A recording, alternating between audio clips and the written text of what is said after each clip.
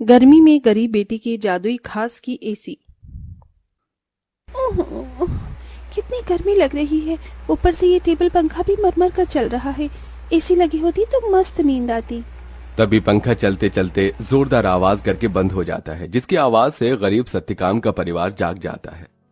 अजी, ये इतनी तेज आवाज कैसी थी? क्या मालूम चंदा, पर ऐसा लगा जैसे कुछ टूट गया। तभी भारती टेबल पंखे को देखती है।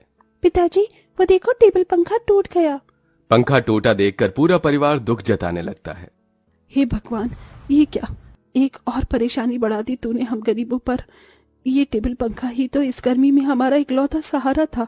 अब तो इस गर्मी में हम बेहाल हो जाएंगे। कितना कहता था मैं कि दिन में पंखा बंद रखा करो, सारा दिन तो चलता रहता था। अब दिन रात चलेगा, कोई भी चीज तो खराब तो होगी ही ना।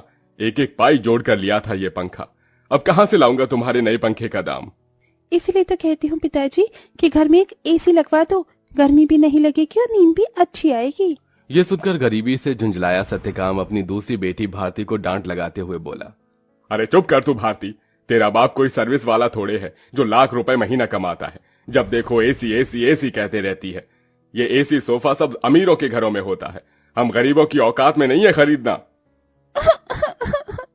अजी, अब जाने भी तो बच्ची है। अब ही चलो सब सो जाओ।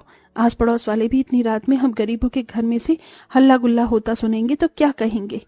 जैसे तैसे सब गर्मी में सो जाते हैं, लेकिन अपने गरीब माँ बाप बहन को गर्मी से बेहाल देखकर वो गरीब बेटी रात भर खुद सो भी नहीं पाई। अरे, सुबह हो गई, जल्दी से साफ सफाई कर लेती हूँ, फिर बाबा के लिए चाय भी बनानी है। घर में झाड़ू लगाकर जब वो घर के बाहर आकर देखती है तो आम के पेड़ से पूरे आंगन में पत्ते ही पत्ते बिखरे थे और पेड़ पर फल लगने को थे, जिसे देखकर वो खुश हो गई। अरे वाह, आम के पेड़ पर तो बेर लगने लगे हैं। अच्छा है, थोड़े दिन में आम पक जाएंगे। पिताजी को तो आम के साथ रोटी खाना कितना पसंद है। अगर उन्हें रोज अपनी मनपसंद की सब्जी या फिर मीठे आम मिल जाए तो वो पेट भरकर रोटी खाते हैं। लेकिन इस गरीबी में नमक रोटी और चटनी रोटी खाकर ही गुजारा करना पड़ रहा है। इस घर की बड़ी बेटी होते हुए भी मैं अपने गरीब माँ बाप के लिए कुछ भी नहीं कर पा रही हूँ। मेरे प्यारे आम के पेड़, मैं उनके लिए कुछ करना चाहती हूँ। खास करके भारती की ख्वाहिश है कि हम अपने घर में एसी लगवाएं। सबसे पहले मैं अपनी कमाई से अपने घर में एसी लगवाऊंगी। गीतू रोज ही अपने आंगन में लगे उस आम के पेड़ से अपना सुख दुख बांटती थी। वो पेड़ जैसे उसके परिवार का हिस्सा बन चुका था, क्योंकि गीतू ने 5 साल की उम्र में आम की गुठली बोई थी और हर दिन उसमें खाद पानी डालती, जिससे आज पेड़ इतना विशाल और फलदार था। पेड़ के नीचे हर कुछ दिनों में घास उगाती, जिसे गीतू जुगाड़ लगाकर कभी घास की चटाई तो कभी कालीन बुना करती थी।